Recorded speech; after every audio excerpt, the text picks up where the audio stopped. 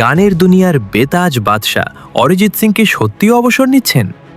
আজকে সব থেকে বড় এবং মন খারাপ করা খবর, অরিজিৎ সিং প্লেব্যাক গান থেকে অবসরের ঘোষণা দিয়েছেন। ২৭শে জানুয়ারি সন্ধ্যায় সোশ্যাল মিডিয়ায় এক আবেগঘন বার্তায় অরিজিৎ জানান তিনি সিনেমাতে আর নতুন কোনো গানের কাজ বা প্লেব্যাক অ্যাসাইনমেন্ট নেবেন না। তিনি পরিষ্কার জানিয়েছেন যে গায়ক হিসেবে এই দীর্ঘ সফর তিনি এখানেই শেষ করতে চান। তবে ভক্তদের জন্য কিছুটা স্বস্তির খবর হলো তিনি গান গাওয়া একদম বন্ধ করছেন না।